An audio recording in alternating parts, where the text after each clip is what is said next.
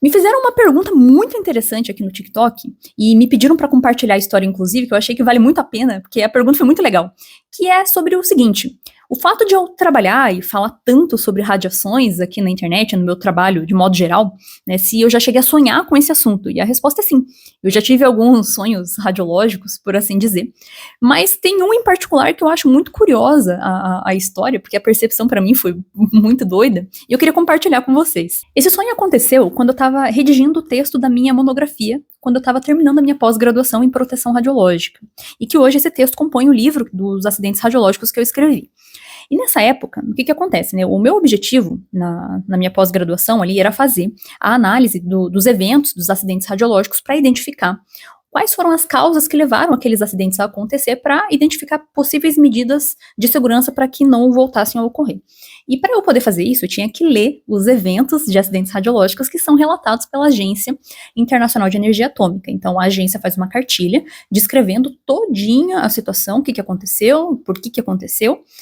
E o que acontece? Dentre esses eventos, uma área em específico, a gente tem a ocorrência de mais da metade dos acidentes radiológicos notificados, que é a área industrial. E dentro dessa área industrial, tem um setor em que esses acidentes acontecem e que quase sempre é letal, ou seja, quase sempre a vítima morre porque o nível de exposição é muito grande, que são as salas de irradiação, que eu até compartilhei aqui com vocês no canal.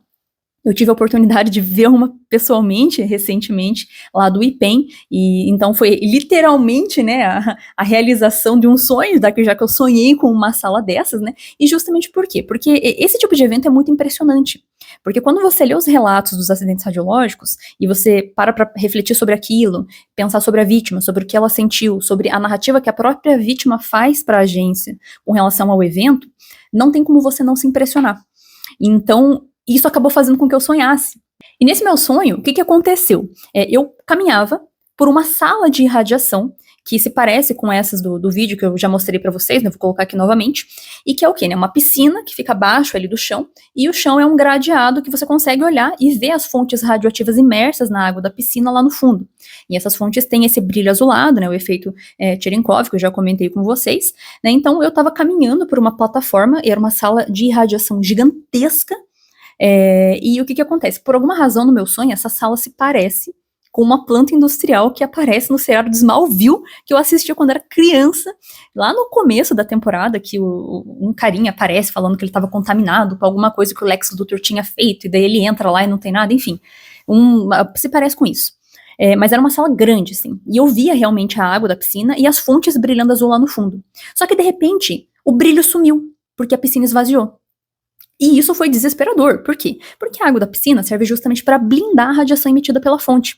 Então, sem a água, você perde a blindagem, né? E aquela fonte radioativa fica emitindo radiação pra caramba. Então, aquela sala tava pura radiação. E eu comecei a me desesperar, eu comecei a correr e fiquei em pânico. E nesse sonho teve um coparticipante, que é o Ivan, que é meu chefe, né, o dono da Navix, a empresa de proteção radiológica que eu atuo.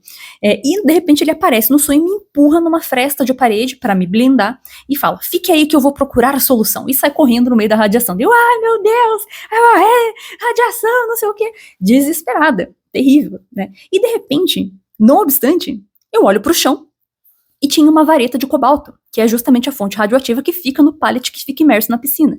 E ela parece um metal, inclusive é idêntico ao que eu vi no material da agência, então eu sonhei com esse negócio. E aí eu peguei na mão.